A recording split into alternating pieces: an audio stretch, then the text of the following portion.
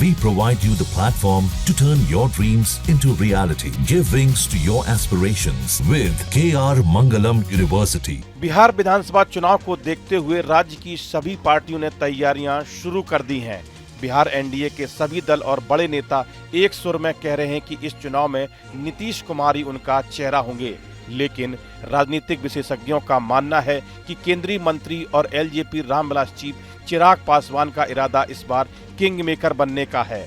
चिराग का यह सपना सूबे की 33 विधानसभा सीटों पर टिका है, जहां उनके सामने आरजेडी और महागठबंधन के उम्मीदवार होंगे।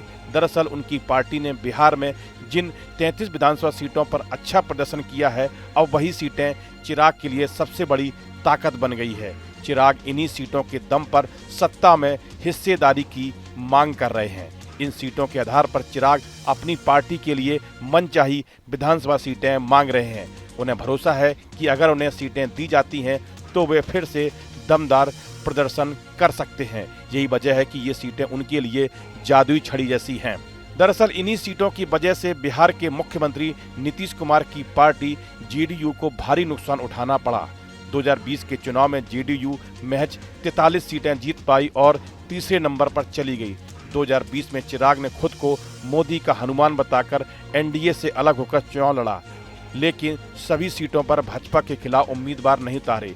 उन्होंने जेडीयू के खिलाफ उम्मीदवार खड़े किए, जिससे नीतीश को बड़ा नुकसान हुआ। चिराग पासवान चाहते हैं कि आने वाले विधानसभा चुनाव में उनकी पार्टी को ज्यादा सीटें दी जाएं। वह दिखाना चाह रहे हैं कि अब बिहार की सत्ता की चाबी उनके पास है और बिना उन्हें कोई साथ लिए सरकार बनाना मुश्किल होगा। केंद्रीय मंत्री चिराग पासवान का चुनावी गोल किसके लिए घातक साबित होगा, यह अलग विषय है, लेकिन उनकी रणनीति साफ है। चिराग की कोशिश पिछले बिहार चुनाव में बन गई वोट कटवा वाली इमेज से बाहर निकलने, अपने पिता के समय का किंग मेकर वाला टैग वापस लाने की है। 2020 में चिराग की पार्टी ने एकला चलो का नारा देकर एनडीए में जेडीयू की कोटे वाली सीटों पर उम्मीदवार उतार दिए थे। चिराग की पार्टी तब 137 विधानसभा सीटों पर चुनाव लड़कर केवल एक ही सीट जीत सकी, लेकिन 33 सीटों पर जेडीयू को सीधा नुकसान पहुंचाया। 28 सीटों पर एलजेपी उम्मीदवार को जेडीयू के हार के अंतर से अधिक वोट मिले थे। 5 सीटों पर तो एलजेपी उम्मीदवारों ने जेडीयू के कैंडिडेट को तीसरे नंबर पर धकेल दिया था। ऐसी सीटों की लिस्ट में रोहतास जिले की दिनारा से लेकर भागलपुर तक के नाम हैं।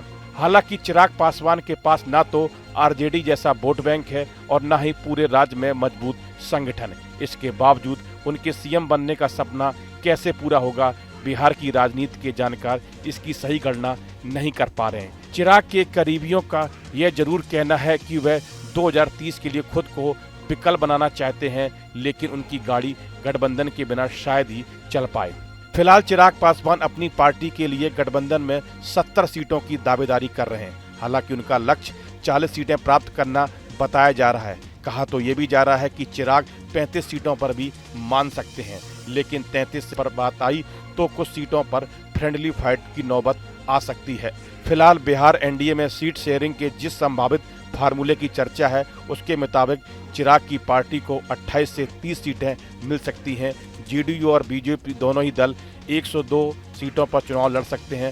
शेष 39 सीटों में ही चिराग पासवान, जीतन राम मांझी और उपेंद्र कुशवाहा की पार्टियों को एडजस्ट किया जा सकता है। इस वीडियो में फिलहाल इतना ही। आप बने रहिए न्यूज नेशन के डिजिटल प्लेटफॉर्म के साथ, जहां भक्ति है हर शब्द में, कथाओं में छुपे हैं दिव्य रहस्य और ज्योतिष देता है जीवन को दिशा। धर्म से जुड़ी हर बातों को जानने के लिए हमारे चैनल स्तुति को सब्सक्राइब करें।